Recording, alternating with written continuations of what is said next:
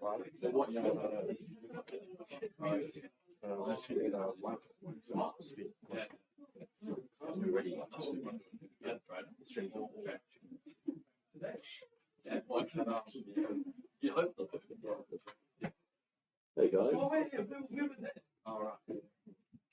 right? Yes. But thank you guys so much for coming today. My name is Kevin. For those who haven't met me before, my name is Kevin, and I'm running SQT, or the co-president of SQT. I'm actually from Sydney Quant Traders, so this is a quant trading society that is intervarsity between UNSW and USyd. So I'm joined by my education director, Jeff here, who's from UNSW, and likewise, I'm also from UNSW. And we've also had a big help with setting up this workshop with Krish and some of the Syncs people here as well. So a big thank you to them as well. Today we'll just be covering some C++ templates and I guess giving you some foundations behind why we code in C++ and why it's, I think, a very valuable skill in the industry today. There's no announcements from our side, but we'll just say that there will be some pizza afterwards. So please feel free to stick around after this is done. So yeah, thanks for coming and thanks for collecting your pep hours. If you haven't already, please do me a favor and just sign in with the attendance form.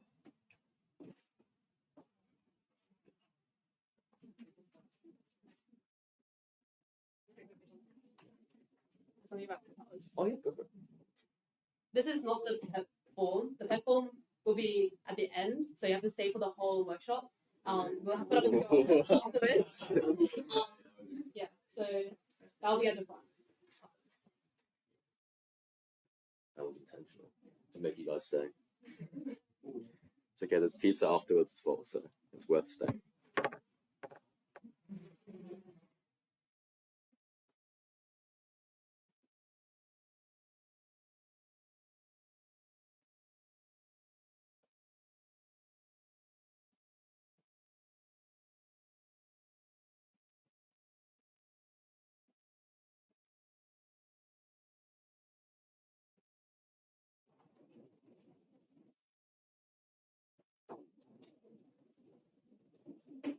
Cool, so we're gonna get started. I guess before I even start talking, can I have a show of hands of who here has coded in C++ before? Sorry? Arduino count in this case. Arduinos? Yeah, sure. If you use bubbles, yeah. Cool. So maybe half of you guys, and hands up if you guys have coded in C before. Okay. Maybe the same amount of people. I guess you can think of C++ as a bit of a more modern C, in that it gives you like the low-level advantages that you can manipulate, but also a bit more of the high-level and modern features that make development fast and quite efficient.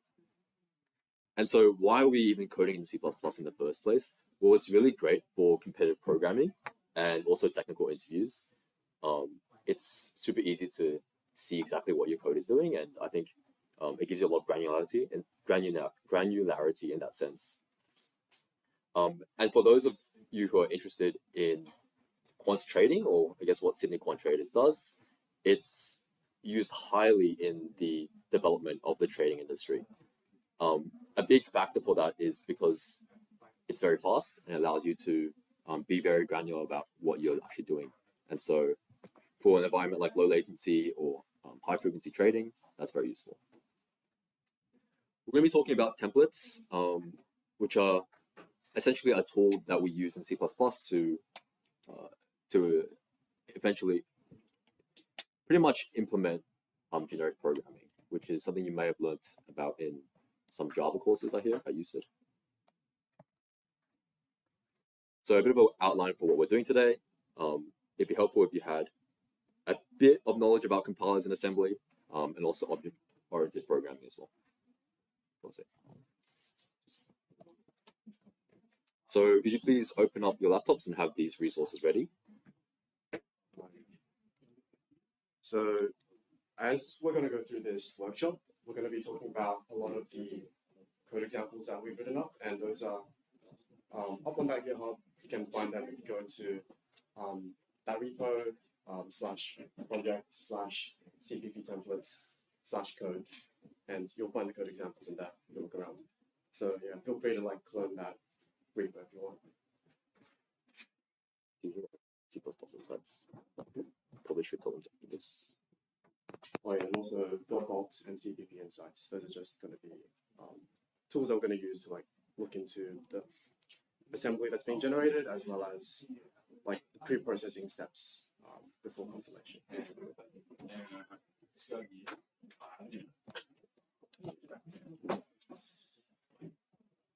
Cool. Just give it like 20 seconds.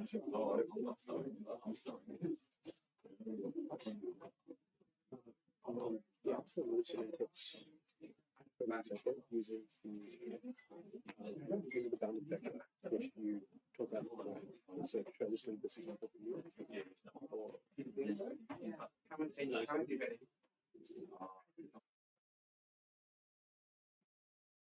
Just say.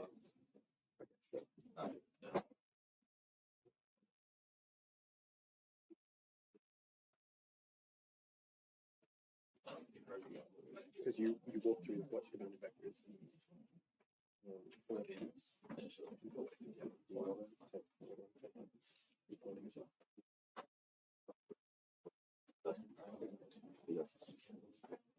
Oh, so we're gonna get started. We're going to start with object.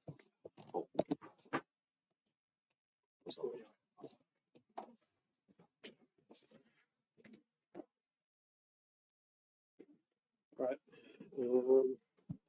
Hey guys, I'm Krish, as Tori mentioned earlier. I'll be walking you guys through some basic object-oriented concepts in C++. A lot of them should be quite familiar from if you guys have done Info 111.3 from Java, but there are a lot more, I would say, edge cases here that we have to be careful of, especially with large-scale design. So in general, historically, C++ was designed as an extension of C, right? We want to take C and add object-oriented principles to it. As such, there are a lot of weird intricacies that you get into if you try to do C-style programming and also interlace that with the objects that C++ has. So I'm going to walk through some of the basic patterns that you might see and what issues they're trying to solve. So in C++, we have this idea of object lifecycles. We have a similar idea in Java as well, but we didn't really think about it too much because everything is managed by the garbage collector. We don't have that luxury in C or C++. Generally, we'll see this a little bit later, but we have this notion of tying lifetimes of objects to like a wrapper or to the class itself. So we'll get into that. In general, objects, just like in Python or Java as well, objects can be stored on the stack, or it can be stored on the heap. This is an idea that you might, if anyone who's done Comp 2017 might already know. Not too important if you don't know it, but I will mention it throughout as well. Okay, so just like Java, we have constructors in C++. Constructors and the methods. We can have multiple different kinds of constructors that we'll go through, but the constructors will generally take the address of the object that we're constructing as an implicit this pointer, and then any other arguments as well. So here's an example of compilation of, this is a compile example. We can see we have this two objects being constructed here. The difference between the curly braces and the regular parentheses is a small difference. We'll get to a case particularly where this matters. But in general, in this example, they are equivalent. The idea is we have an object C, it gets constructed with the parameter 42. Same with D, and E and F are constructed in the same way. We'll get to more how this is defined in your classes. This is the assembly code that's generated. I'm not going to walk through this. Feel free to take a deeper look into how that works. Right. Next thing, we have this idea of placement new. So anyone who's familiar with C will know of malloc and free. In C++, since we generally don't want to deal with raw memory addresses or raw pointers, sometimes it's unavoidable, obviously. We do have this allocator new here. Generally, we want to use new instead of malloc. This new keyword also allows us to give it our own memory address. In this situation, it will not allocate any new memory. It'll just construct this object in place. We need this memory. There are a couple of caveats here. This memory needs to be aligned, and there needs to be enough memory available as well for us to use. Not hugely important for the rest of these slides, if you understand that or not. But yeah, in general, if we do not use this memory address here either, new is the same as doing a malloc call in C, except it'll also construct the object. This idea of constructing objects is very important because if we use malloc, say, for example, a way you might want to do this in C is use malloc and then like mem copy your like object into the area of memory that you have. In C++, that's a strict anti-pattern. We don't want to do that. The reason for this is because of object lifetimes. So we'll really get to see what this means over the next few slides. We want the C compiler should really have an understanding of where my object starts and where it ends. And as the programmer, we need to be a bit careful to make sure that this model doesn't get screwed up. What is this? Yeah, all right. So here are some conventions that we must follow. We're going to look through, in more detail, we're going to look through this RAII and ownership semantics. We'll look through copy semantics and move semantics. This design by contracts is what you will look at when you're like actually designing your application. We'll also later on in the presentation see what this like angle bracket T means. This is it's quite similar to Java actually. This is C++'s way of doing generics. So the C++ dynamic array is the std vector, and the std vector can take in any other object. So we can have an int or a string or anything like that. That's what that T means. It's a placeholder for any of the types that you might want to use. All right. So the first main concept is RAI or RAII. It stands for resource acquisition is initialization. So really lengthy phrase for a actually quite simple idea, right? In C++ and C, we as a programmer have to handle the memory ourselves, right? So naturally, there's people who designed the C++ standard wanted to try avoiding that as best as possible because whenever you start doing manual memory management, chances are you're going to screw it up. And so the basic principle we want to follow is we want to tie the objects that we're handling. We want to tie the underlying memory we're handling to the object itself, to the lifetime of the object. So this is a very similar concept to your even garbage collectors that are used in Java or Python, except it's more, we have much finer control over it in C++. So we can see here, we have sort of like a box over like an integer. So we kept it quite simple. Obviously, in an actual real code base, please don't do this. We don't need to have dynamically allocated single integers, right? So we can see our first struct.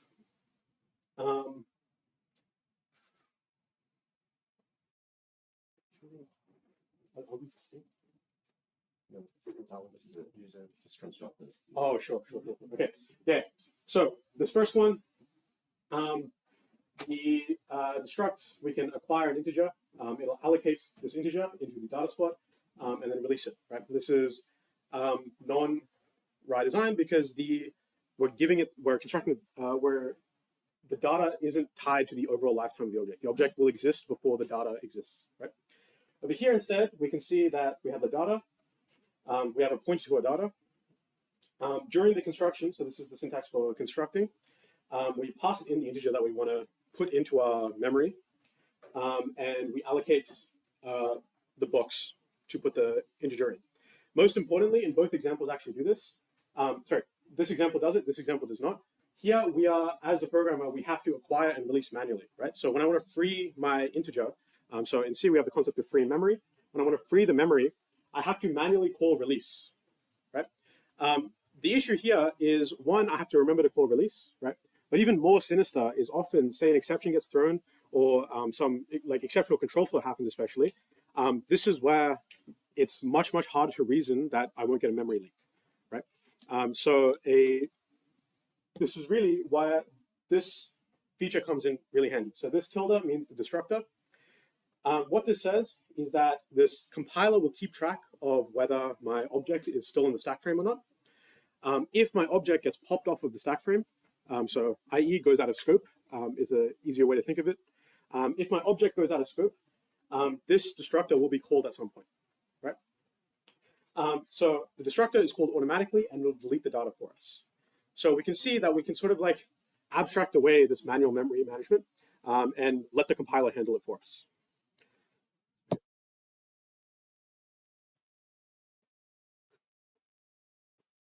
All right, now we're going to go into copy construction and assignment. So this is where we really start deviating from Java. Is C++ gives us a lot more control over how objects are passed around, right? So the first one and the easiest one that we're going to look at is copy construction. So in any, if we have an object here, so say we have our gadget A, we'll get to what this specific syntax means, but for now, this is what's called an L value reference. This is what's called an R value reference. Key idea here is that we can construct a new gadget. So a gadget, just any object. We can construct this new gadget from A, right? So this is called a copy construction. What actually happens under the hood is defined by you, right? So there are best practices to follow when defining a copy. And there's a default copy constructor usually provided as well. But what we'll find soon is that this tends to cause a lot of really annoying and difficult to debug issues.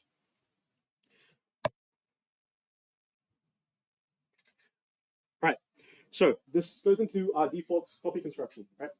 So this is, if we don't define a copy constructor, say we only define our default constructor, this is the kind of thing that the compiler will produce. This is what's called a shallow copy. Right? So what a shallow copy does is it'll look at all my member variables or my struct or class, and it'll just copy the values over exactly, right? So this is the class that we previously had. This is the default copy constructor that's going to be built for us. We can see it takes in another int box, and it'll just copy the data over. And more importantly, it only copies the pointer. So the memory addresses in both int boxes will be the same, right? This is going to call what's called a double free error, right? What happens here is that now both, if I, example here, yeah, sure. So if I have an inbox, initialize it with a value, and use a copy constructor to create a copy of my original inbox, both now point to the same area of memory, right? This is a big problem because when I hit end of scope, when my main function returns, both are going to try freeing up this memory, right? If we go back, we'll see that the destructor for both of them has delete data, and they both have the same memory address. So what we're going to get is a double free, which is undefined behavior. So we don't want this. Generally, when we're dealing with raw pointers, there are two solutions here. We either want to disable the copy constructor entirely or do what's known as a deep copy. And most of the time, you tend to want a deep copy, right? The expectation over here is that my copy contains a new area of memory that has 42 in it. So this is what this is. So here, my copy constructor is now changed. So this I will have to implement manually. Remember the default copy constructor will just do a shallow copy. If I want a deep copy, I have to do it manually based on what my class requires. So you can see that my copy constructor now constructs a brand new integer and places the original value inside that area. This will fix this bug here. Now both will point to a different memory address, and so both will free their own memory addresses. Okay. All right, so now we're going to move into why do I care, right? Why do I care about all of these like very niche, like different ways of constructing objects, right? So one really common area that we deal with is returning structs from functions, structs or classes, right? So with my inbox struct here, this is a very small struct, right? Only 8 bytes wide, not a huge issue. But especially with things like arrays or vectors, they can get really, really large, or even other types of structs or classes.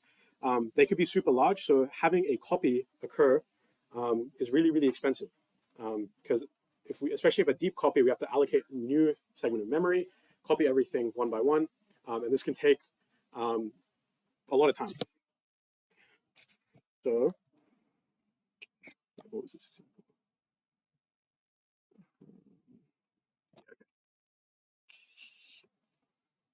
Yeah. Okay. So this slide is particularly about a solution that the C++ like standard writers came up with. This is what's known as return value optimization.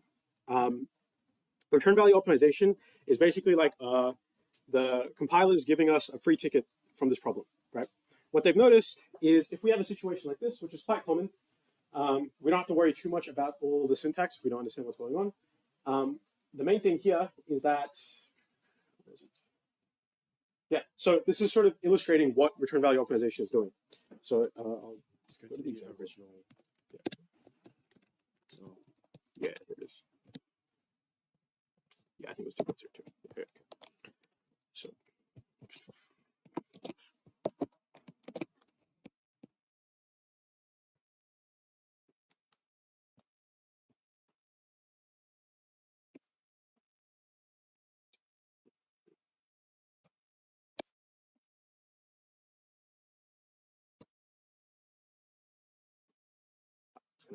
Gonna do just a simple demo because the expanded demo is the same thing. I'm going to try to run it. Yeah, I'll run it. I'm just getting rid of some stuff that we don't need. This doesn't. Does CPP Insights run it? I don't think. Oh, okay. Do you want to run it? Yeah.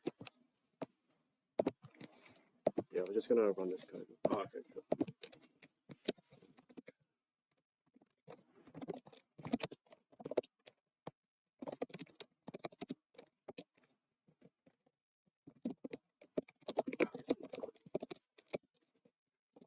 What's this? Let's set it up. Yeah, it'll be, 3.82. Probably get rid of demo expected. We only need the simple demo. Oh, let's get rid of. Yeah. It's just to keep the behavior consistent. Okay.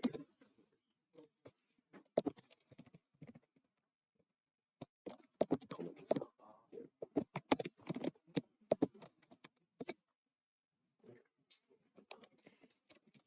Okay, so sorry for that delay. So I'll walk through this example real quick. All right, so we have the inbox that we've been looking at. We have some extra information being given here. So this is my default constructor. So it'll print out construct. This is my destructor. It'll print out destruct. This is my copy constructor. I've disabled the assignment constructor.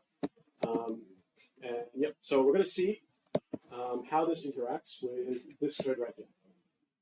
So we have we initialize two ints, A and B. A points to 5, B points to 6. Then we try using the sum function here and assign it to the sum result, right? What we expect here, what happens here is not what we actually expect. So you might think that this will invoke the copy constructor since this is a new object. Sorry. Oh, yeah, good. Get rid of this. Yeah. Okay. So we can see. Oh, sorry. Yeah. Right. So we might expect that this will incur a copy, but that's not what we find. So if I run it.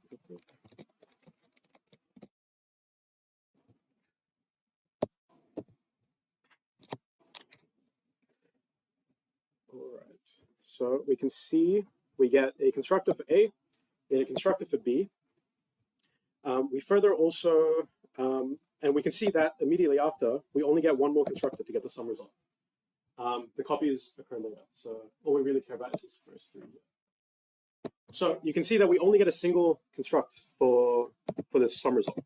And so what's happening here is called return value optimization. The compiler is smart and notices that this,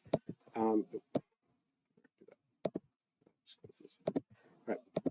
So the compiler is smart and notices that this result variable here is basically just like an intermediate step, and we're going to return it to construct this new value anyways. So what the compiler will do, it'll allocate enough space in the stack to store this sum, pass that in as an implicit variable to my sum function, and just construct the whole thing in place. This actually works in more complicated scenarios as well. So say in product even, I can create my value and do a bunch of intermediate steps here. So I can have like a bunch of extra things going on here. And the compiler will still be smart enough to not create an extra copy. This particular situation is called NRVO, NVRO, so named return value optimization. So it should be RVO. But we've disabled this for now with this flag. So post C++ 17, this is mandatory. Before C++ 17, it wasn't mandatory, but a lot of compilers did it anyways. All right. So we'll come back to here. This is sort of like a quick implementation of what's actually going on here. We can see that we create the object in the return slot, and the return slot is passed in as a function to my argument, as an argument to my function. So that way we can avoid this extra copy. All right, a little diagram here. Same idea. The result, like the memory address of the result, is passed in as a parameter, and the construction just happens with this. All right. Now we have a little slide about temporaries. Temporaries work how we expect most of the time, including this example. So the product function will return the product of A and B. And so we can even call methods on the return, or the return temporary is what we call it. So how this return will work is this will not create any copies or anything. Similar to return value optimization, it'll create an area in the stack to construct this object in as a temporary. Nothing is binded to it, and so there's no extra constructors needed. While the function is executing, we can call any methods we want. As soon as the function is done, the object gets popped off of the stack. It's a basic idea. All right, so we've talked about return value optimization and named return value optimization, but sometimes an RVO is not possible, right? Particularly in situations where this function is a lot more complicated, right? If the return value of the function depends on a bunch of runtime specific things, so notice that return value optimization, named return value optimization, is a compiler feature, right? So the compiler can't figure out what my return object is going to be. We don't get the benefits of return value optimization.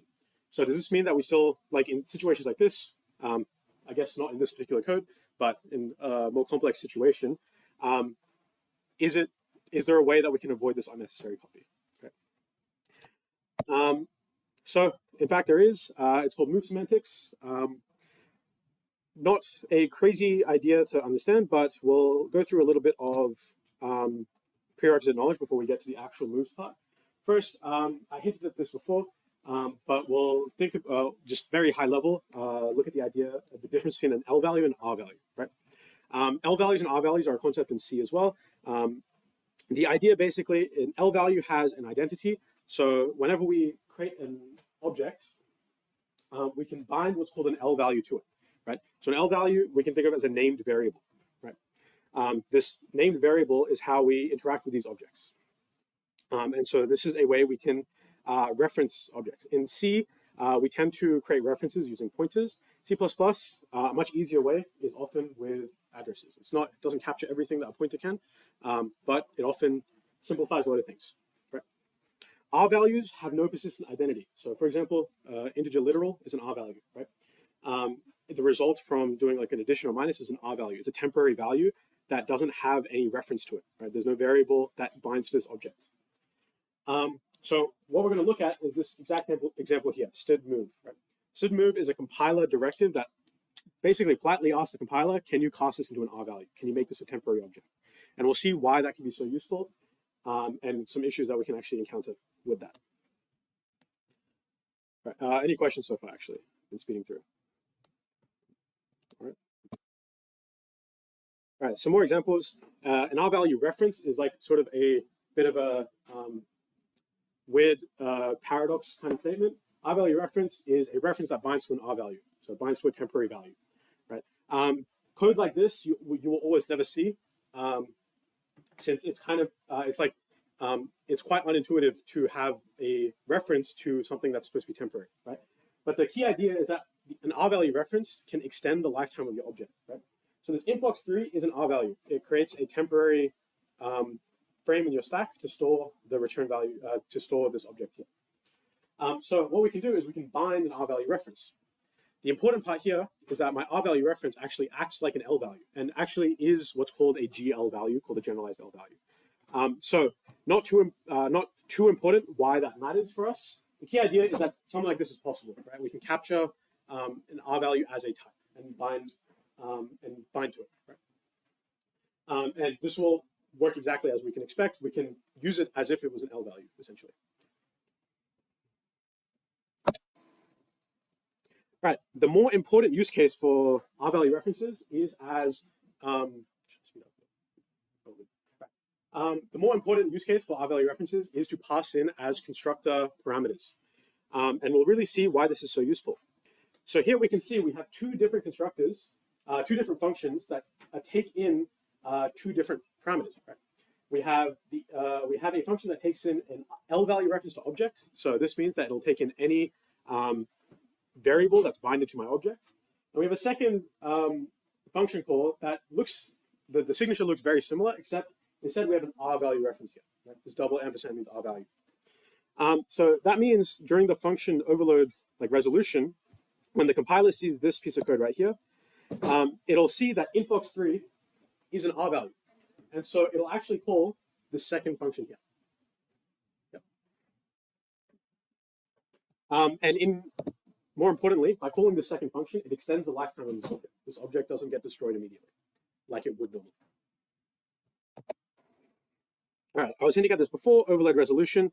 The R value and L values are important during when the compiler is deciding which function to call. Right? So if you think back to C, if you have the same function name with different parameters, your compiler will decide which version to call based on your based on how you're calling it, based on which parameters you're calling it with. Right? C++ carries the same idea over, and we can see from the previous functions before, these ones here. This first one we'll call the L value overload. Oh, sorry. What did I do? Oh, I full screen this again. Oh, shit.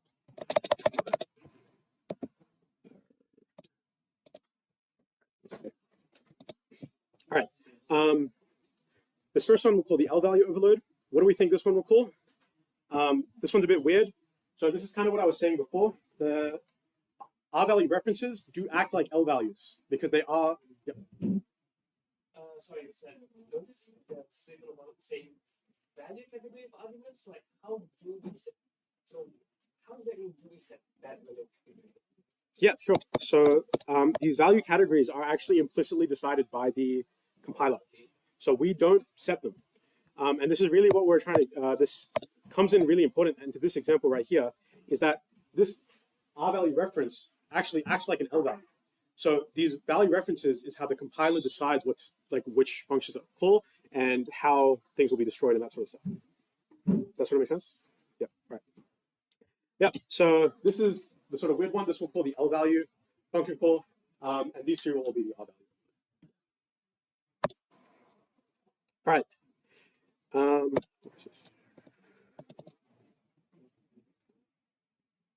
Yep.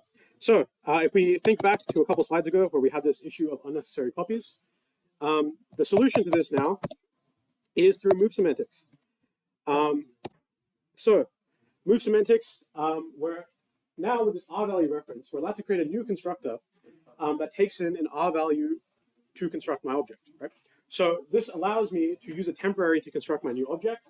It'll leave the temporary object in a valid state. So this is a really key sort of semantic thing. We tend to not want to leave the temporary object in any undefined state. We want to leave it in a valid null state. Right? This state exchange is just a really fancy way of saying steal the other person's data and set their data as null. Right? So it'll exchange. It'll essentially steal the temporary's data. And the temporary will now be destroyed whenever it goes out of scope. So we can see here, this example right here, we define this int_box A. Int_box A holds 42. B will steal A's data, right? So it's the std move will essentially tell the compiler, cast this A to a R value. Then during the overload resolution, it will see that A is an R value and call the R value constructor. B will steal the pointer that A was holding. A will be left with a null. And so now when B's destructor frees my integer, I won't get a double free issue like I did before. A's destructor frees the null pointer, which does nothing. Right? Importantly though, if we tried dereferencing A, this would be undefined behavior. If we're dereferencing a null, right? So it's important that once we do something like this, we don't use A after this point. Okay, this is another example here. Strictly speaking, this is like a strict anti-pattern. We don't want to do this, but it's really just to illustrate the example here. So suppose something crazy was going on in my product function, such that named return value optimization couldn't work, right? So there was some dynamic or runtime based conditions that need to be met. In this situation, we can in this situation, if my return value has a move constructor available, the C++ compiler will be smart enough to see that we don't actually need to use this. For the purposes of main, this product function returns an R value. And so it'll actually call the move constructor. Strictly speaking, the std move up here is not necessary, and we should actually not write this in. Do not return a std move because it will disable return value optimization. So this code right here, if you were to run it, you would not get return value optimization, you would get a std move. Since return value optimization is faster than a move, we do still prefer to use return value optimization, but it's here just to like really force it that this is what's going to happen. In general, if return value optimization is not possible, the compiler will be smart enough to perform a move over here. It'll see that this product AB is an R value, and C will just consume whatever the result is. All right, great. All right, the next issue that move semantics solved is that of ownership. You might have been thinking another way we can use classes and this idea of like resource acquisition is initialization is to like I mentioned it a bit earlier, is to like claim ownership over an area of memory, right? So we saw earlier this issue of double free when we copy two pointers over. When you do a shallow copy, we get this issue that two pieces of memory think that we own the same. Two objects think that we own the same area of memory, which creates really big problems when they are both destroyed. Here we see a new type of inbox. This is what I'm calling a unique inbox. This unique inbox is constructed using a area of memory, right? So we allocate the integer ourselves and then construct the unique inbox using this memory address, right? You might be asking why we might do this. It's used, so there's a bit of a typo. This should say std unique pointer and std unique lock. Both of these are classes that are in the standard library that follow this exact pattern. And the reason they do that is unique to their own like use cases. But point being, this is a very common pattern where we allocate the memory ourselves and then bind it to an object, to the lifetime of an object. All right. So in situations like this, we typically want to delete the copy constructor entirely, right? So we can see here that I've just completely deleted the copy constructor. The reason for this is because if I have a unique ownership over an object, I don't want anyone else to be able to steal this unique ownership from me. I do, in fact, though, have defined my move constructor here. So my move constructor will steal the other object's data and then set the other object as null. What this means now is that if I want to, so I initialize my object as X.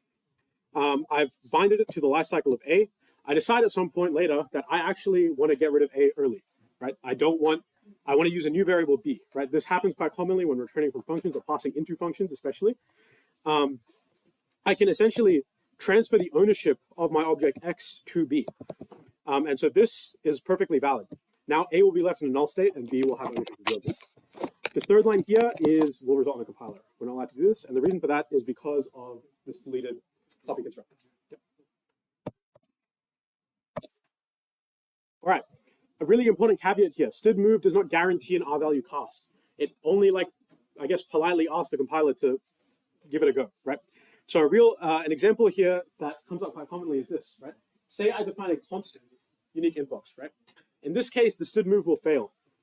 The std move will try to cast to an R value, Then during the resolution process, it'll see that my R value, my move constructor doesn't take in a const, right? Because it can't take in a const because it needs to edit the other object.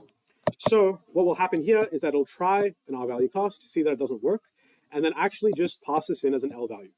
And this will result in a compile error because my copy constructor is deleted. This is another really good reason to delete our copy constructors when we want this behavior. If this copy constructor wasn't deleted, this would actually invoke a copy, and you'd be none the wiser. And so issues like these are very hard to debug. All right, the second issue we have, this happens very commonly in smart pointers and unique pointers, if you ever use them, is we also don't want to tie the lifetime of a single area of memory to two different objects. Over here, naturally, what's going to happen is we're going to experience a double free. Both of these will go out of scope. Both of these will try just freeing the memory area, and we'll get a double free again. All right, that's it for move semantics. I'll pass it over to, yep, Kevin will take over. Thank you, Krish.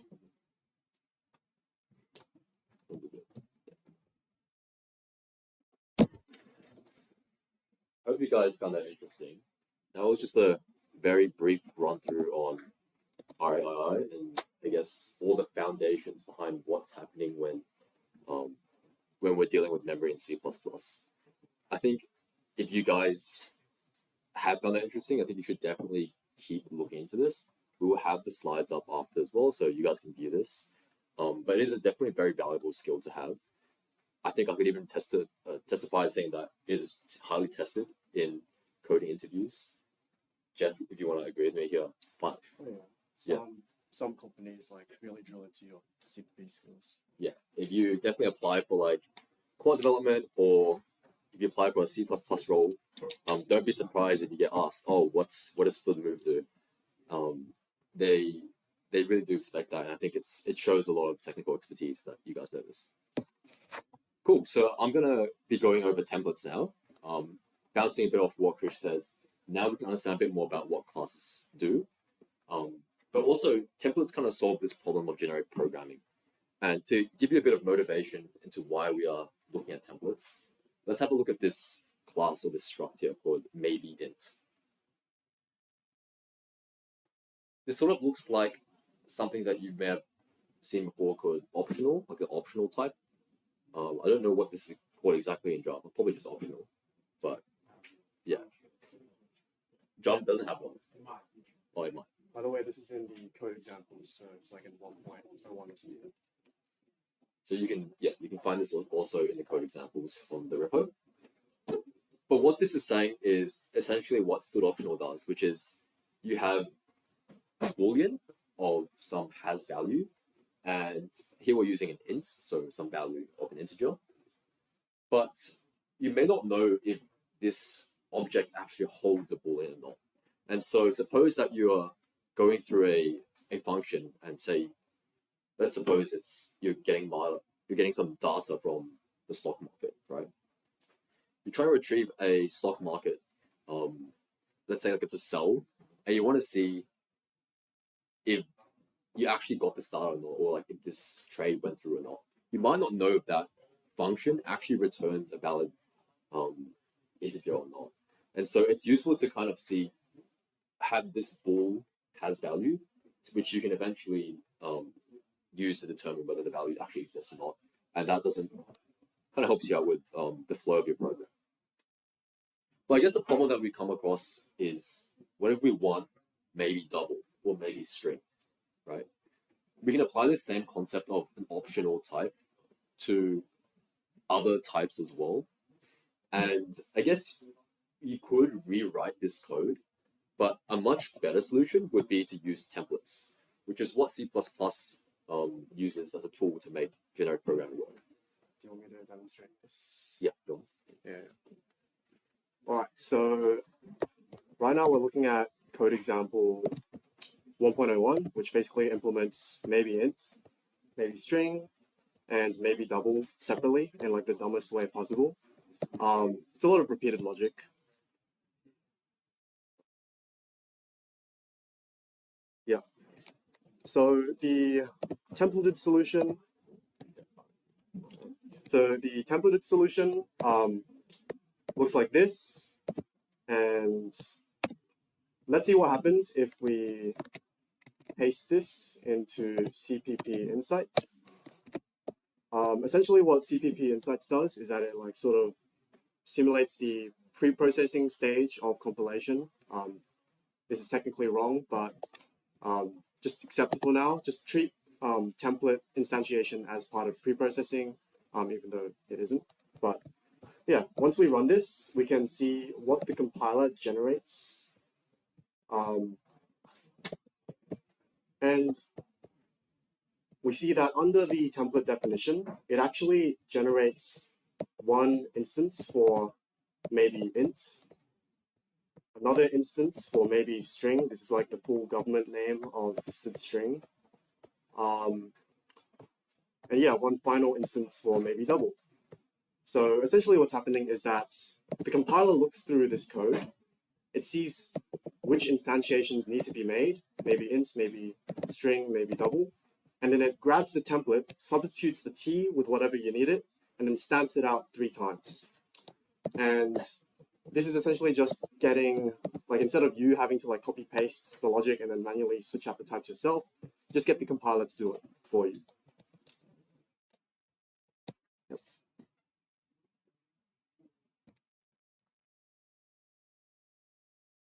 Perfect. So this is just echoing the CPP Insights.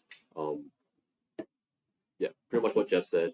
When you are like using a template, it will substitute different types that you give the template. And here's the syntax for that as well. So if you have a look at this, template T here, this T is saying like, you can think of T as like thing, right?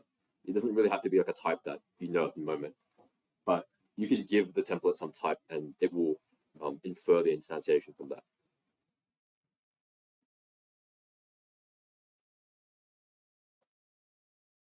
This example here. I'll just explain it. Yeah. So I haven't read this before. Yeah. So this is how you declare template entities. So there's 2 different types of templates, or template entities that we're going to talk about in this talk, which are template structs or template classes, and also template functions. So here we're declaring widget as a template class, which accepts 3 template parameters. This is how you define template parameters. You're specifying that T is a type, so you can substitute like int, string, double into here. You can also have non-type template parameters, abbreviated as NTTI. And basically you must pass it a integer that can be deduced by the compiler at compile time. But the main advantage of templates is using template type parameters. I believe you can also have class instead of type name. Correct me if I'm wrong. Yeah, Yeah. you can. So if you see class instead of type name, they're the same thing. You don't have to guess Yeah, around. sometimes you see template definitions where type name is replaced by class. It means the same thing. Yeah, and then in this main function, we're gonna use the template entity, and here the compiler sees that we're using a template entity and attempts to deduce the type parameters that make this expression like valid. So it will deduce that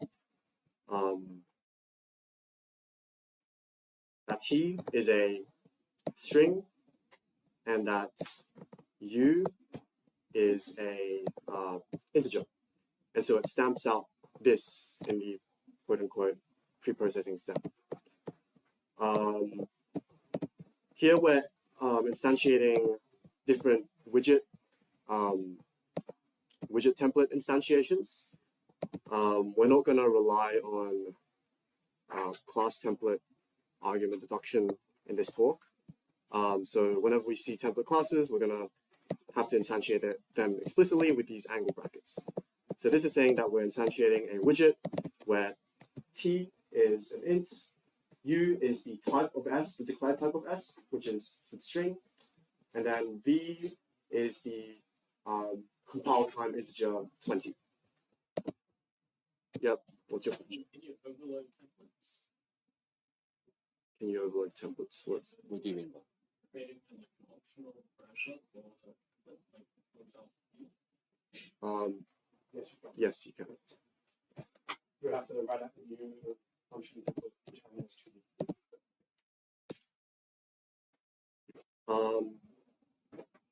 Yeah, so here's an example of an instantiation that would give an error because value is a runtime integer, not a compile time integer.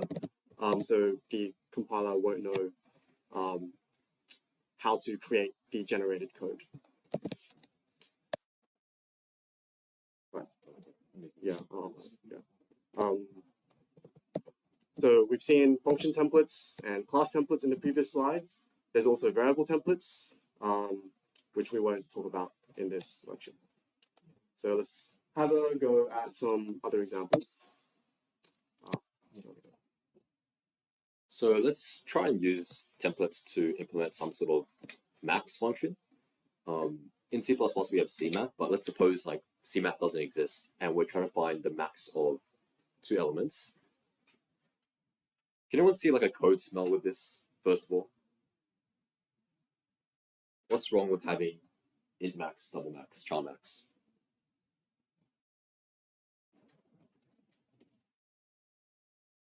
Because clearly these all work, and if I ran this main here, you get this overloaded resolution where based on what you pass in, it will call the right max function. What's the problem with doing this in the first place?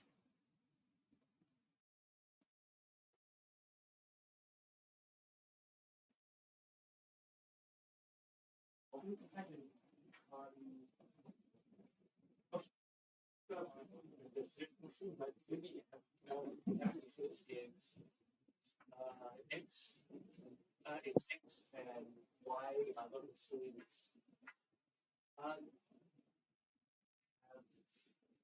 negative values. I think you're on the right track. So like, for example, what if X is a int and Y is a double? Maybe that will cause a problem, right? Another probably like bigger issue is how many types are there? Like, I could probably go on and write like lots of different int or lots of different max functions, and then a lot of different max functions comparing different combinations of types as well. And so I guess it becomes very apparent that we should probably use some sort of template here. And so here's that class template we're talking, or function template we're talking about earlier, where we define some template type named T. So T is some type. And now we can replace our types we had before. So for example, int here, we can now just replace that with T. And then we can just return our logic here. So this logic is the same as before. And now whenever we call max, the compiler will deduce what the type is based on what you give it. So for example, if we use max 1 and 2, then it will deduce this as max int. And so this will produce 2. Now this looks pretty good so far, but what happens if we do something like max 1, 2.1? So 1 is an integer here, 2 is a double here. What do you think? Well, first of all, do you think that this code will compile? Hands up for yes. Hands up for no. Hands up if you're confused. Yes. Okay, so it doesn't compile, actually. But the reason why is because we have some template, or we have some template T. And in this max function, we're saying that, hey, we're going to pass in some type T for X and the same type T for Y. But then when we actually call max here, we're passing in an int and a double. And so this is like a template deduction error, a compile error. Okay, so let's fix this. Now we can just add on our U. So now we have a template type named T and U as well. And we're passing in 2 types. And so from here, we'll just pass in max of 1, 2.1, and this will produce 2.1. We also use the auto keyword here. You notice that we haven't really discussed this before, but auto is just the compiler deducing the return type by itself. We demonstrate. Yeah. Yeah, sure. Yeah. So we're just going to demonstrate what the compiler expands this template solution into. So we're going to, we're just going to chuck it into CPP Insights.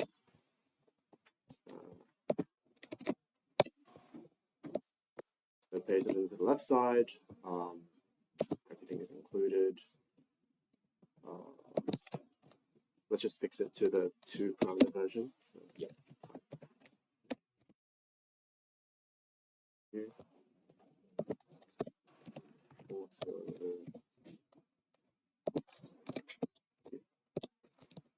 Right, and we're just gonna see what the compiler generates for us.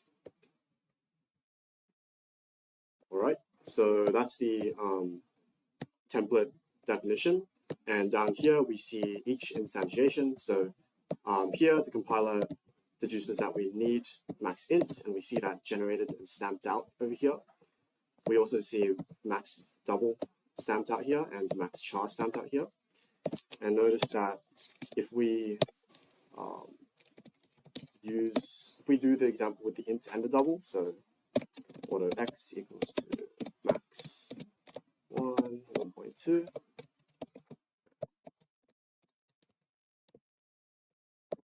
it will actually create a new instantiation for us down here. So we have all 3 instantiations we had before, as well as this additional one that we added by putting this call in. And notice this time that, yeah, the 2 template parameters are now not equal. And notice that even though we didn't specify the type here, the compiler deduced that the return type is a double. Yeah. I guess one more thing to add to that example is, say instead of using auto here, we forgot to put auto and we put t instead. What would be the output of this stood t out here?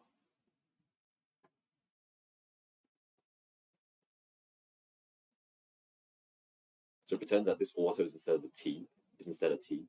What would be the output of stood out?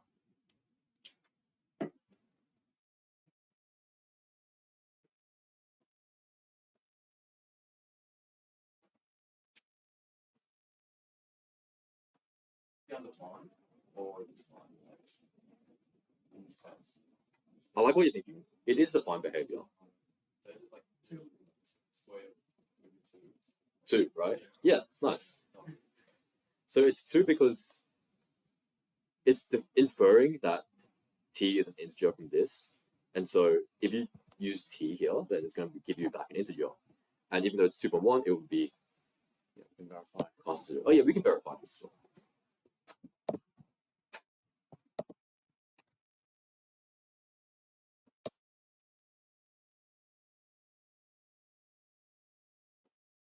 All right, so we just turned the order into a t, and if we scroll down to this instantiation, recall that before we made the change, this was automatically deduced by the compiler to be a double, but now since we're forcing it to be the same type as the first template parameter, that ended up being an int, so we're forcing it to return an int.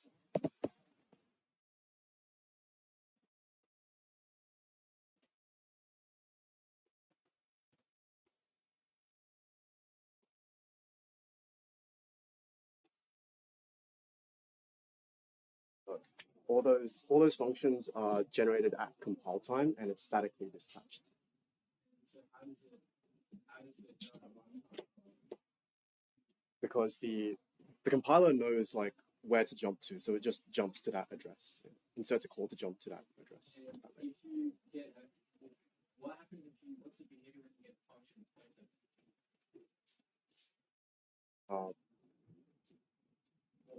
Address you get static address you get functions which can get with a function.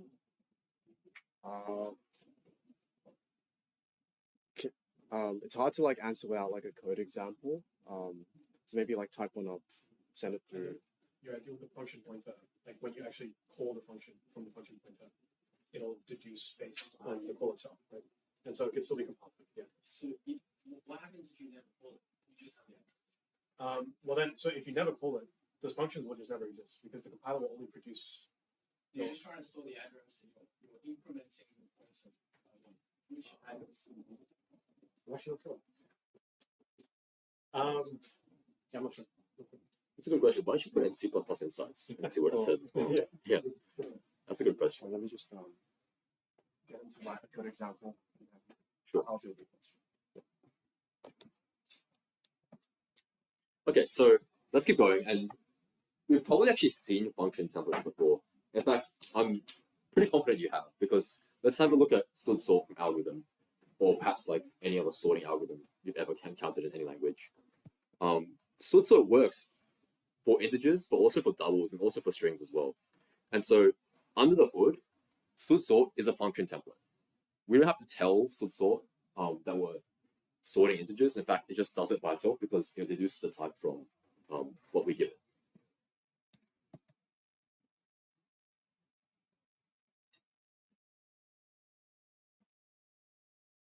This is an example. I guess there's a coding example from 1.03. So if you guys want to open that up,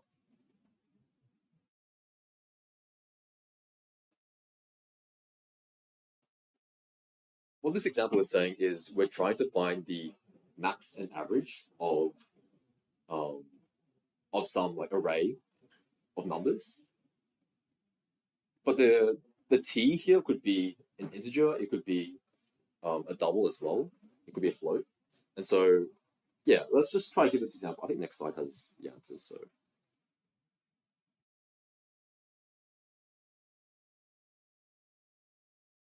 cool, yeah, let's copy this example, and you can try this in an IDE if you want as well. But let's just try and see how we could implement get max and average.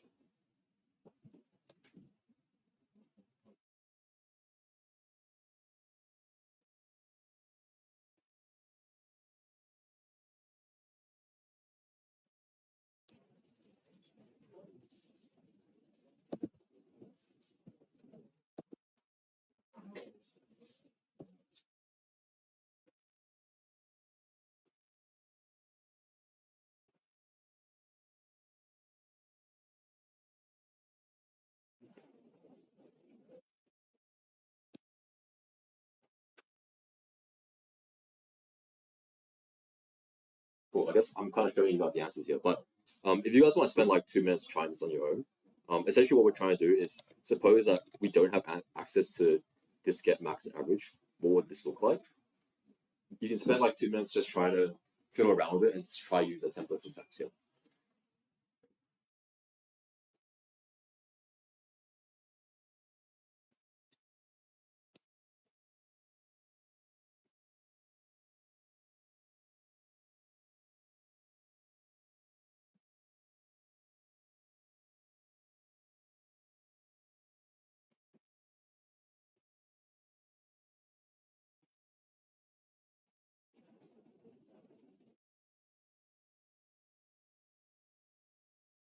Just getting to try the example. I don't know. I'll just give my comments a try.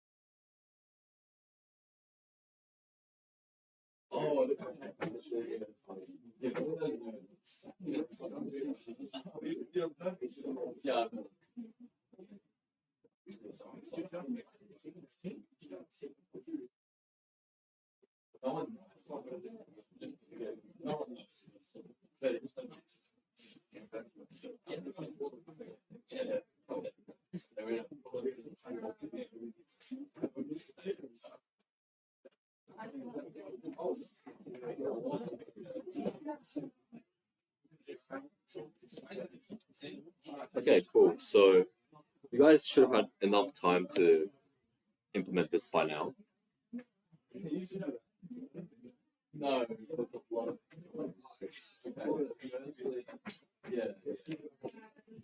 This is what this should sort of look like from the back end. Thanks, guys. So here's what that should look like in the back end. Yeah, this is like sort of what you expect from the code in the first place. You don't have to worry about the type that you're actually putting in into this T here. Your int, your current max and current sum are pretty much done the exact same way as you would expect. And for example, let's try and put this compiler code into the C++ insights.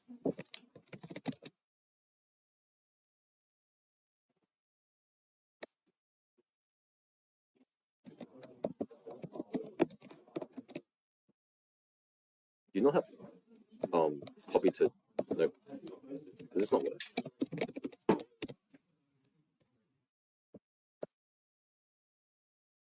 Probably doesn't work. How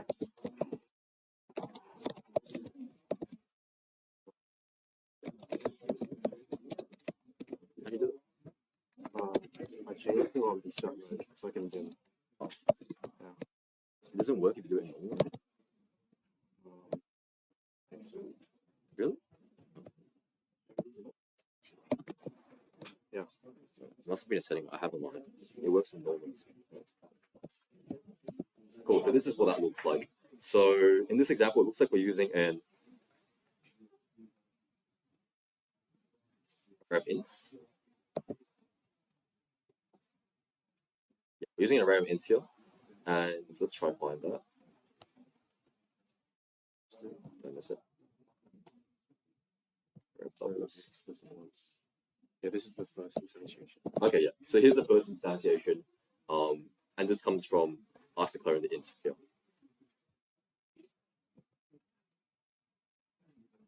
We also did this with doubles as well, so let's try and find a double one. This is a double one, and then this is the char star one, which comes from here. Cool.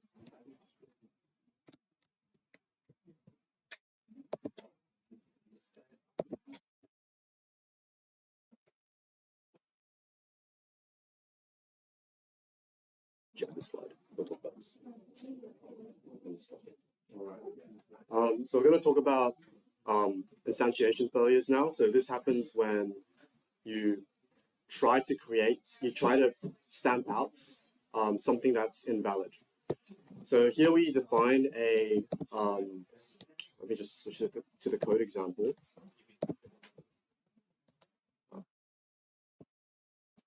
Here we define a template function called push, which essentially takes a container type as its first template parameter and a value type as its second.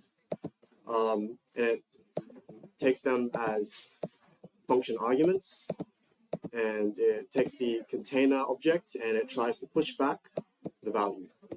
And we have similar logic for the pop end.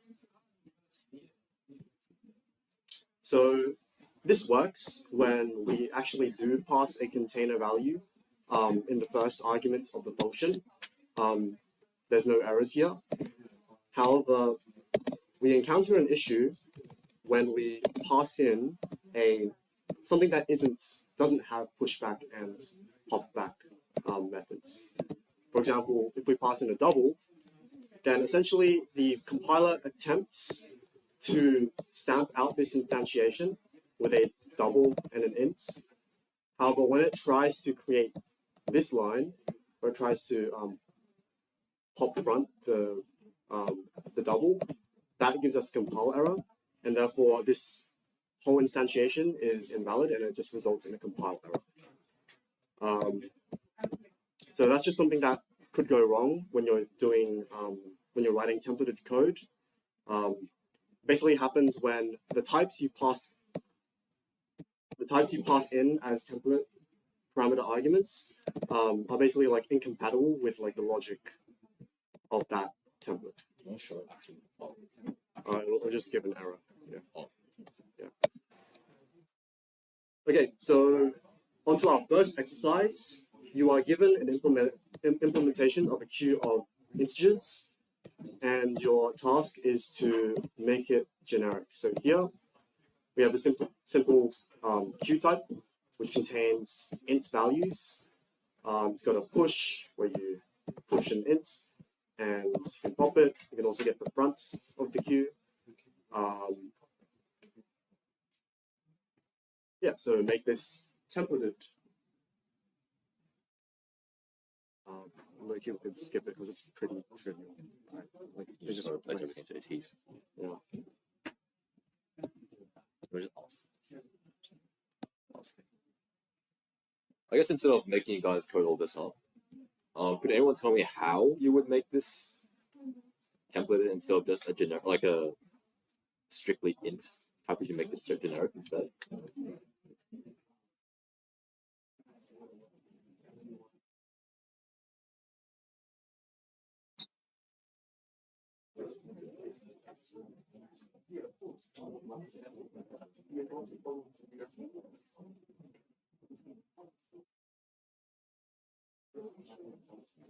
Any ideas?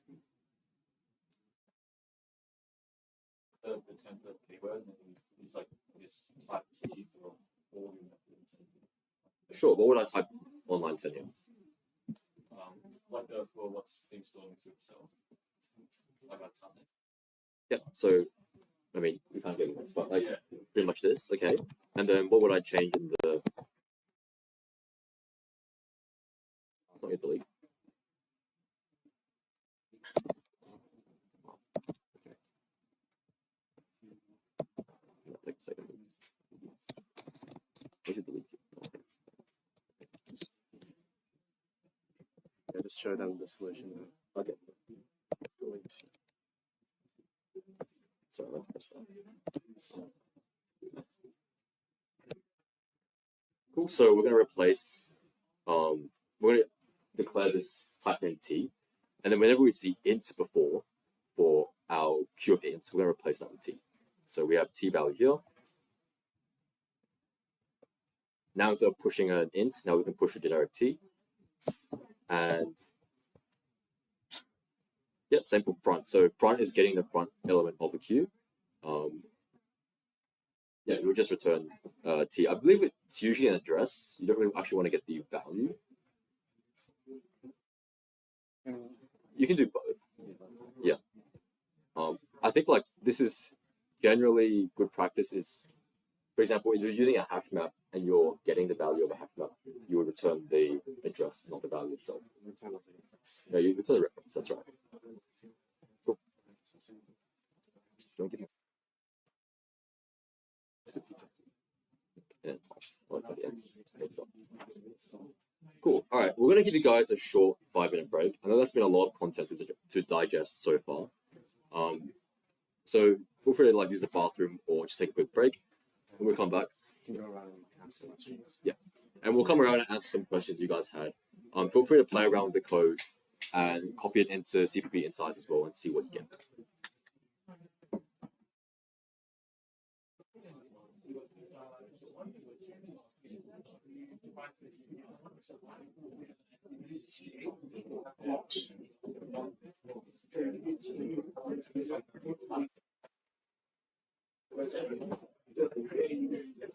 Are you getting into like I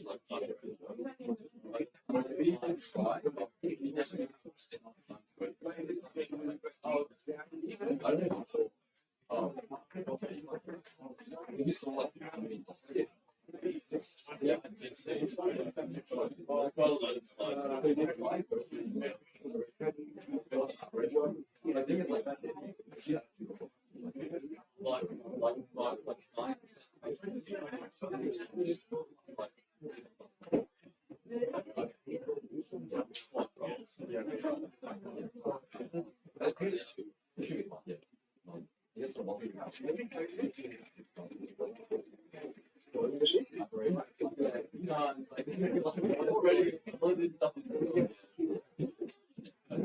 I guess honestly, I have been. What is the? Yeah.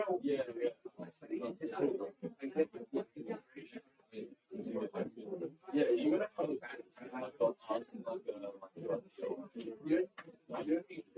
Yeah.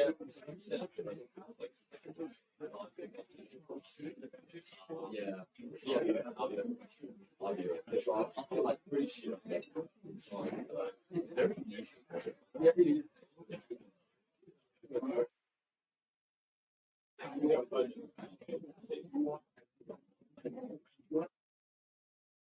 That's actually yeah. No, like you know the thing.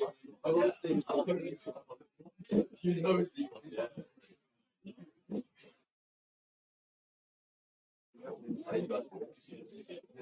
Kevin, yeah. So,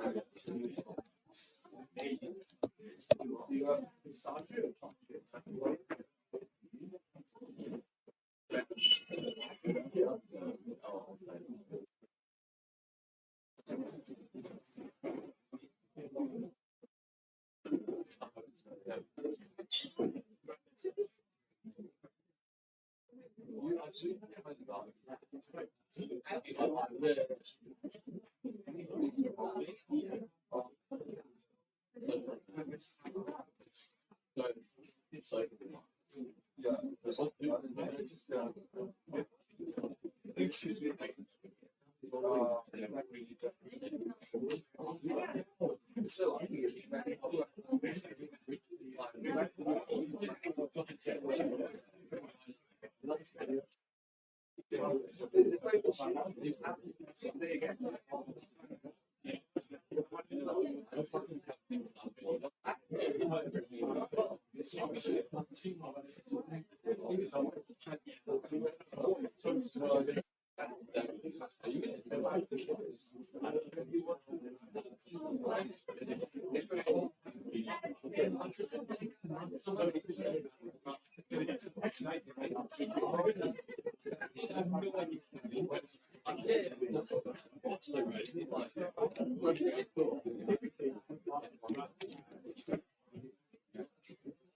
Alright guys, we're gonna resume the workshop now. So just to revise what we've been through so far, we started off with C++'s object model, talked about constructors, destructors, move constructors, some move semantics. Then we went over templates and what we need templates for. So templates essentially are a smart way of copy-pasting code and subbing out types for other types. That's essentially all templates are. It's just smart copy-paste. So we're going to move on to an important topic now called type erasure. But to get to type erasure, we need to first understand runtime polymorphism in C++. which is implemented via vtable dispatch. So who here has coded in an object-oriented language like Java and used like runtime polymorphism? Yep. So we have classes, and you can make classes inherit from other classes. So if a class inherits from another class, then usually call the parent one, the base class, and the one that's inheriting the derived class. And when you specify this inheritance relationship, you're saying that each instance of the derived class contains an instance of the base class embedded into it. So in this diagram, we have the memory layout of a derived instance. So you define base to have an int called A and a char style called B, and we inherit from the base class to produce this derived class, and we add 2 extra fields. So what a derived class object will actually look like during runtime, it's going to look like this. We have the entire derived instance, and within the derived instance, we have a base instance in blue there. Yeah. And given a pointer to the base, given a pointer to the derived class, you can actually static cast it to a pointer of the base class. So to replace printer with derived class, you can static cast it to a pointer to the base class. And what this does is it allows you to create a vector of pointers to different derived classes. So here we define a vector of base class pointers, and a base class pointer here is represented by a blue dot. And we define this vector, and we fill it with different derived class instances. And this allows us to refer to different types. So we have the green type, which is derived 1, and the purple type, which is derived 2. And we can point to different objects within the same vector. So any questions so far? Okay, let's move on to how member functions work in C++. A member function of a class is essentially a function that implicitly receives a pointer to that class, which is called this, as its first argument, and the body is allowed to make reference to the members. So for example, here's a class definition. We define a member variable, and we can also define a member function. And the member function, it isn't explicitly stated in the function parameter list, but it actually implicitly takes this as a parameter, and that's what this refers to. It's referring to this implicit pointer that was passed in. Yeah, and this allows you to modify the internal member variables through these methods.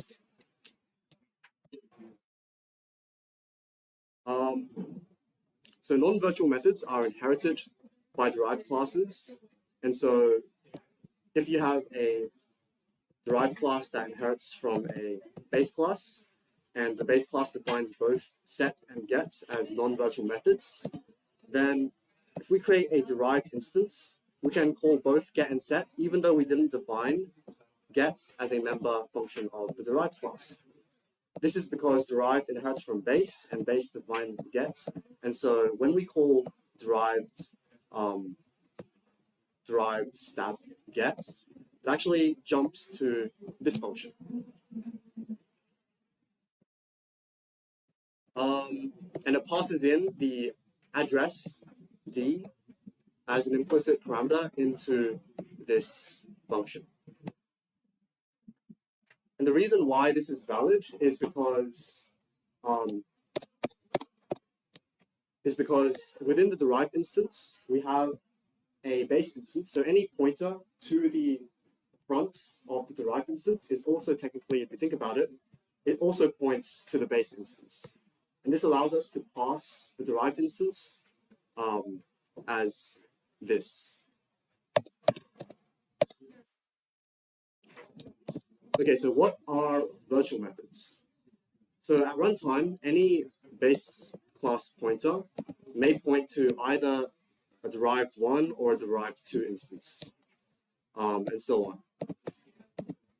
And so this runtime type may depend on runtime conditions, which are unknowable by the compiler. So here's an example. We have a base class, and we have a derived class. And here we retrieve a mystery class from this function. For example, maybe depending on user input, it might return a derived 1 or a derived 2. So we don't know the exact runtime type of the object, but we do know it's some sort of base class instance, but we don't know which derived type it is. And so virtual dispatch makes it so that when we call a virtual function on a base class pointer, it actually jumps to the correct implementation depending on what the runtime type is. So here we retrieve like a mystery derived type, and when we call a virtual function on this base class pointer, it actually dispatches to derived 1 double colon foo or derived 2 double colon foo, depending on what exactly the runtime type of the mystery object is. And notice that this sort of dynamic dispatch only applies to virtual functions. So when we call bar on the same object, that's actually a static dispatch, and it always resolves to base double colon bar. So it always calls this function no matter what the runtime type is. So you might know this mechanism from somewhere if you've like programmed in Java. This is just known as polymorphism. So these terms are interchangeable in C++, subtype polymorphism, dynamic/runtime polymorphism, or dynamic/runtime dispatch. This is when you refer to a derived class instance via a base class pointer, and invoking a method through this pointer should invoke the derived class's methods, not the base class's methods. And virtual table dispatch is how C++ implements subtype polymorphism. So we're going to move on to code example 2.00, so get that out.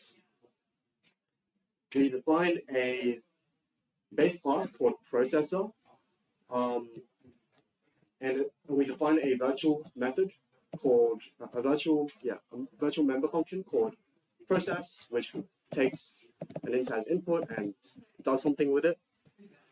And here we have a function that depends on that base class. So this function called process vector, it takes in a vector of ints and a pointer to a base class processor.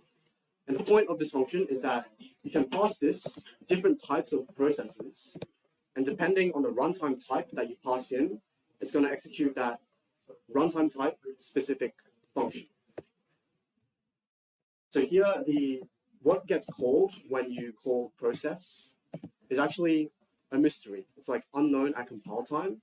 So the compiler creates basically function pointers within classes so that it can generate the correct jumps to the right functions when this is executed. So the derived classes are printer and inserter, and they do different things.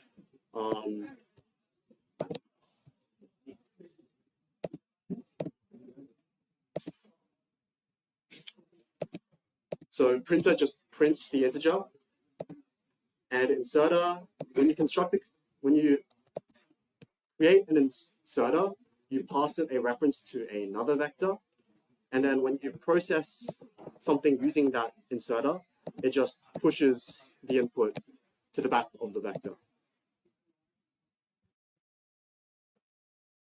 So here is example usage. We have the source integers, so we just have a vector with 1, 2, 3, 4, and we process this vector using the printer. Yep, so we're using the printer, and what this does is that this function is just going to print 1, 2, 3, 4, because it's going to call the printers method on those integers. If instead we call it on the, if we call process vector and pass in a inserter instead of a printer, then this function won't print anything, and instead it will push back each of these elements into the destination vector. So note that when we're constructing this inserter, we're passing in a reference to this destination pointer. And so when we use the inserter, it's going to grab the int that it wants to process, and it's going to shove it at the end of this vector.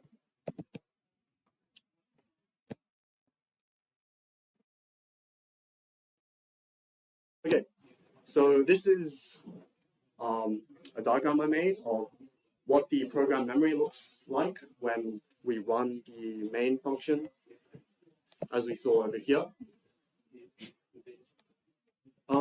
So up here we have the destination vector, DST.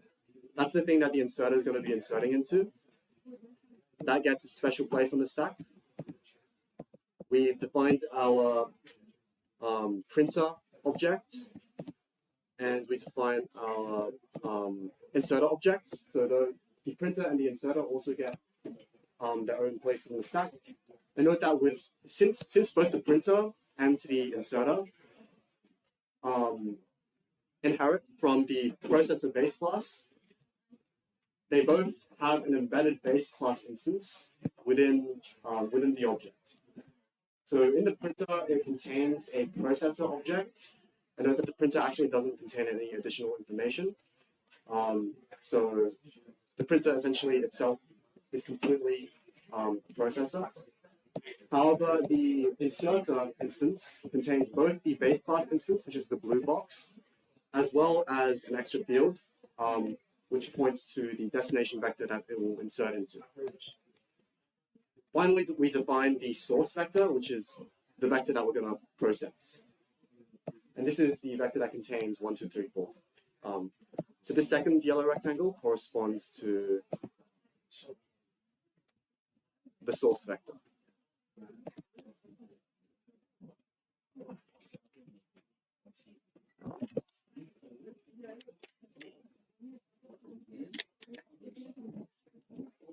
All right, so when we call the process function, we pass in, let's say the first thing we pass in is the printer. So we pass in nums as the source vector, and the processor that we're going to pass in is a pointer to the printer. And the printer is going to contain a base class instance, so it's going to contain a processor, and the processor contains a virtual table pointer, which points to this table, which contains function pointers. And these function pointers tell us exactly where to jump when the process virtual method is called on the base class pointer.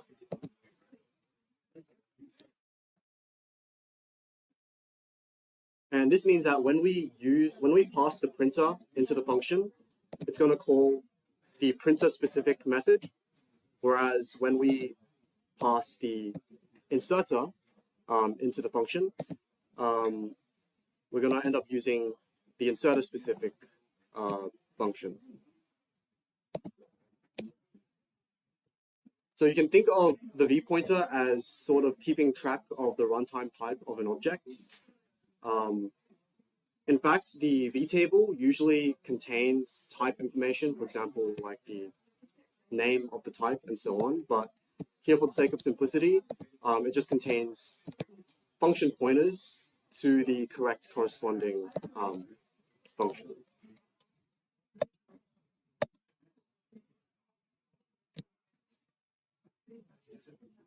We can verify that this actually is like a good mental model for how it works by chucking code example 3.00 into Godbolt. So what Godbolt is it's a compiler, and it shows you what your C++ code compiles into.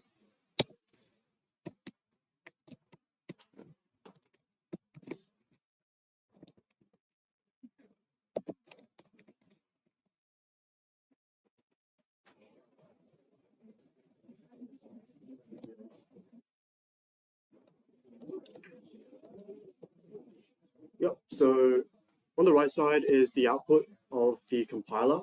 We have all our function definitions. So here's the process implementation for the printer. We have the process implementation for the base class processor, which essentially does nothing. In printer, we print out the argument. For the inserter, we are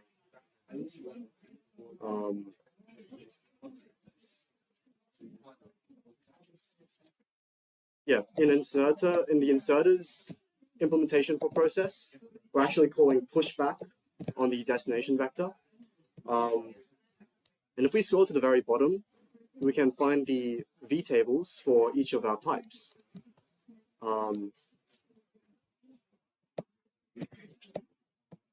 So here are our vtables. So in the inserter's vtable, we're going to have a function pointer which points to the inserter's implementation of that virtual function. In the printer's virtual table, we're going to have a function pointer which points to the printer's implementation of the process function. And likewise for the processor's vtable, we're going to have the correct function pointer in here as well. And notice that whenever we construct one of these base class types, we actually insert the correct v pointer. So whenever we construct this base class, which is processor, we actually insert the vtable for the processor into this object instance. So this is what happens when we construct the base class. But what happens when we construct the derived class? So note that each derived class instance contains within it a base class instance. So first we're going to have to construct the base class. And the base class is going to insert its own vtable into the base class instance. And afterwards we want to replace that v pointer with our own v pointer. So we're going to replace it with the vtable for the inserter. And that's what makes the diagram look like this.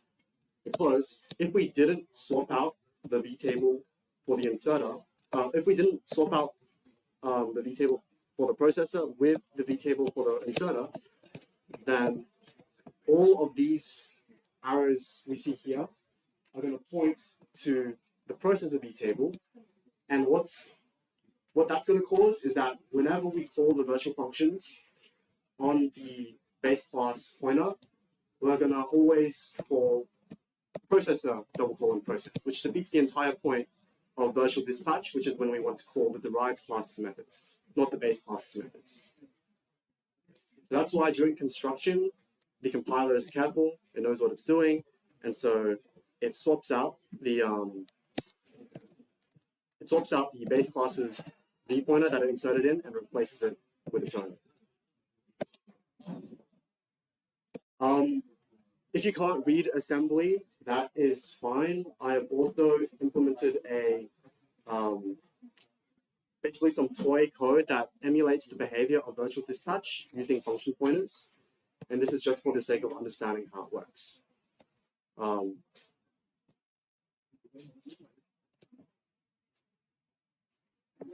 That is code example 2.01.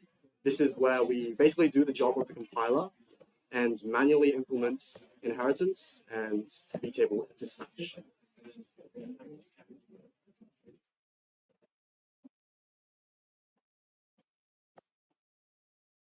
So notice that I've gotten rid of the inheritance and I've opted for basically an equivalent thing, which is where we embed a base class instance into the derived class. And here note that whenever we are constructing a printer, we are constructing the printer with the correct v pointer. So each printer instance is going to contain a base class instance which points to the printer's vtable, not the base class's vtable. All the vtables are defined at the bottom down here. which basically just have function pointers which point to the correct function. And whenever we call a virtual member on a base class type, it enters some virtual dispatch specific logic. So if we follow this, it extracts the correct function pointer from the v table, and then it jumps to that function. So this is how runtime polymorphism is implemented in C++.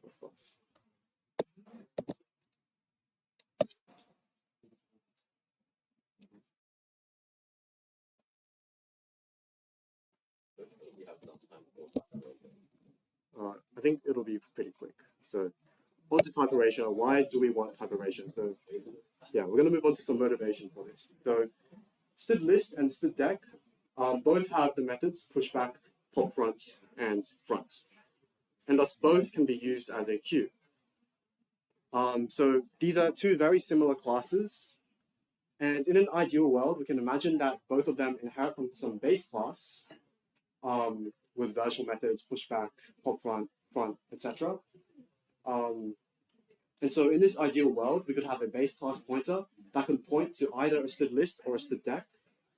And therefore, when we call a method like pushback on this base pointer, we'd be able to dynamically dispatch to the correct function, depending on whether the runtime type is a list or a deck. So here is a code example, 2.02. In an ideal world, we're going to have a base pointer, which can either point to a deck or a list, depending on some runtime conditional. And then we can perform some operations like queue pushback. So if this ended up being a deck, then this would call the pushback function of a deck. And if this ended up being a list, then we'd call the correct implementation for the list. So in this ideal world, there's going to be a base class that both lists and decks are going to inherit from. And so depending on whether the base points to a list or a deck, whenever you call a virtual function like pushback on this object, it's going to dispatch to the correct function implementation. However, reality is often disappointing.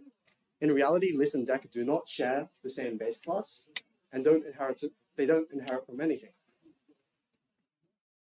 There is no way to obtain a base class pointer that could point to both a list and a deck. So how do we get around this issue? We can actually wrap lists and decks in classes that do share a common base class. And we define the base class over here. And so we define the two classes list wrapper, which essentially contain a list as an element, and it's going to inherit from the base class.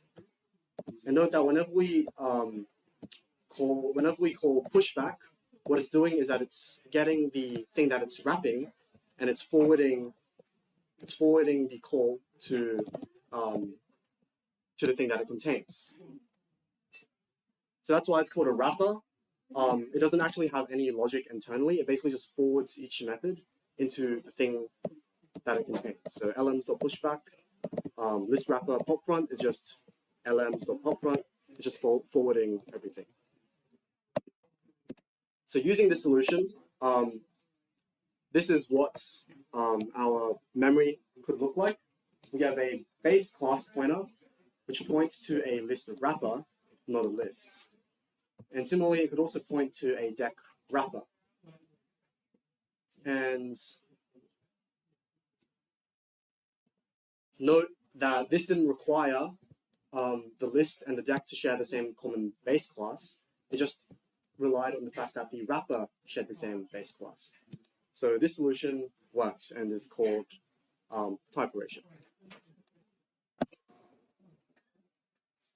Note that we had to write its wrapper for every type. We had to write a wrapper for list. We had to write a wrapper for deck. We can actually automate this and make it more convenient by using templating. Remember that templating is just a smart way of doing copy-paste. So here we had two different wrapper implementations. And here we just have a single template definition, which basically allows us to substitute list or deck for this template parameter Q. And this is what the application code would look like. Depending on some runtime conditional, we can point to the base class to either a wrapper around a deck or a wrapper around a list. And so when we call pushback, pop front, or front, it's going to virtually or dynamically dispatch to the correct function depending on the runtime type of this element, of this object Q.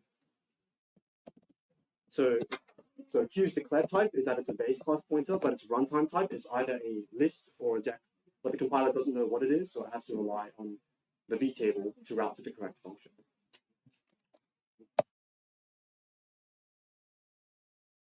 Okay, so that's the overall idea of type erasure. It just allows you to do virtual dispatch when two elements have similar interfaces, but they don't share the same base class. So wrapping them in things that do share the same base class, and then making these wrappers generic is basically the whole idea of type erasure. Okay, moving on to allocators. So what's an allocator? It keeps track of what regions of memory are free and allocated, and the allocator decides where the memory comes from. So for example, you might allocate memory from the heap or a pre-allocated buffer, a pool for it, etc. So clients can ask the allocator to allocate them a region of some specified size, and the client can later ask for the allocator to deallocate the region. So if you've played with C before, you've definitely used allocators. So the one you use in C is malloc. And you use malloc to allocate memory, you use free to free it. But you can actually implement allocators yourself. So malloc is just the allocator provided by the standard library, but you can implement allocators yourself, as I'll explain in later slides. So allocators are used by a lot of different classes. So a std vector has to allocate its buffer somewhere, right? Remember that a std vector is just like a pointer to some array that's allocated somewhere. And how it allocates that array is done through this allocator. So we create an allocator instance and we pass it as an argument when we construct the vector. And so from here on out, the vector is going to use that allocator to allocate and free memory. So here's an example of a vector that contains an allocator. So this allocator manages the memory shown in this green region. And suppose that we decide to reserve more space. So with a vector, something you can do with the vector is that you can reserve more space for the vector. And what that does is that it allocates a new region of space, which is twice as large, or like however large you want. It copies everything over to the new space, and then it frees the original region that it pointed to.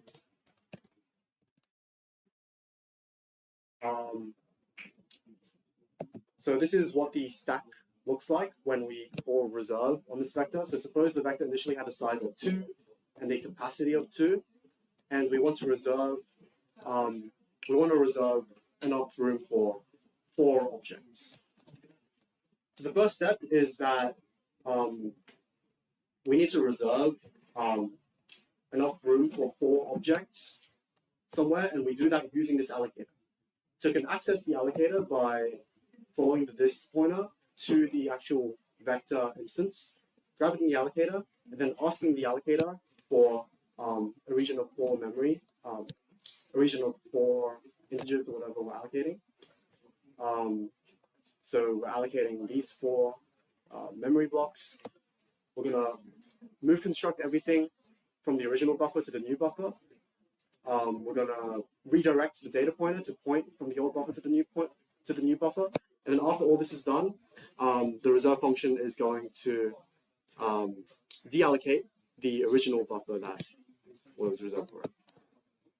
So this allocator object essentially just manages some region of memory, and it provides contiguous memory for whoever's using the allocator.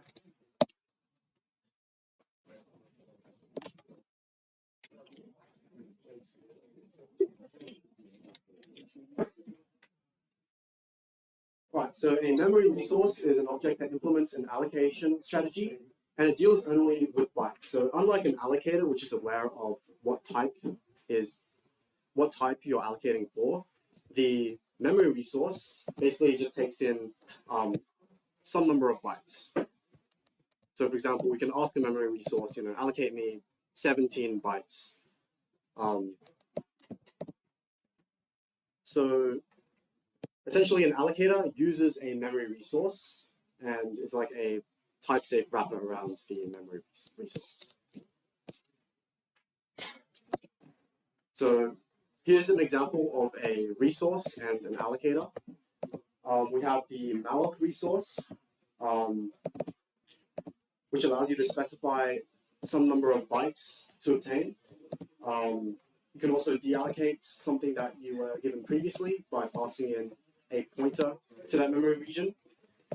And we have an allocator which takes in a type as a template parameter and allows you to allocate any multiple of the size of that type.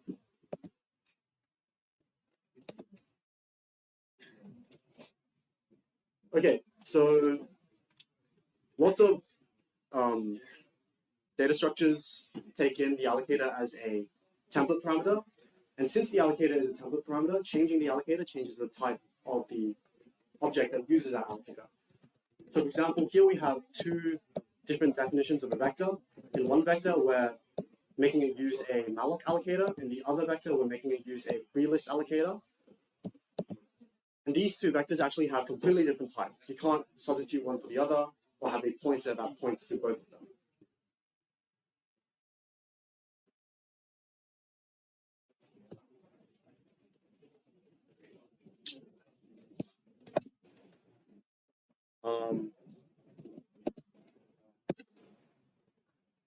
So what we want to happen is that we essentially want to have a vector that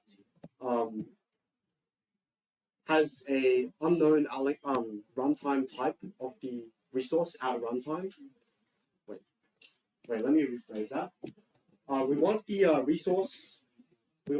memory resource to be a dynamic type. So we want this pointer to point to either a free list resource or a malloc resource during runtime. This doesn't solve our problem. We can't just template the parameter, or we can't just template the allocator on the type of the resource, because these two vectors are still going to be completely different types. And the solution is to use to create like a base class, and then do the same type erasure strategy we did before, where we wrap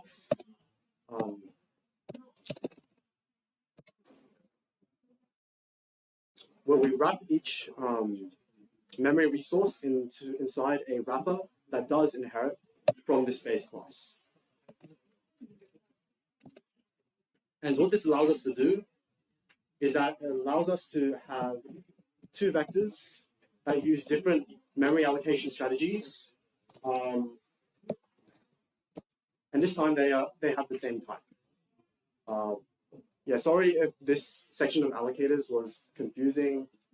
Basically ran low on time, but we're gonna release these slides, and when you have the time, you can read through them and carefully read through the code, and maybe understand this concept.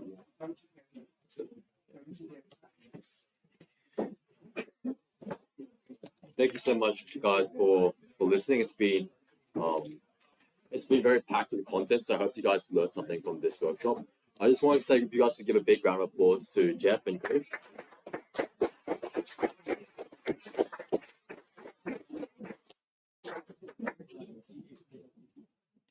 Jeff and Chris have both spent a lot of time preparing these slides and the examples. So we really appreciate them, and there will be these resources online. So if you want to look for them afterwards, you definitely can, and you can meddle around with the code a bit more. There will be some pizza outside, so please feel free to grab some for yourself. And thank you so much for coming.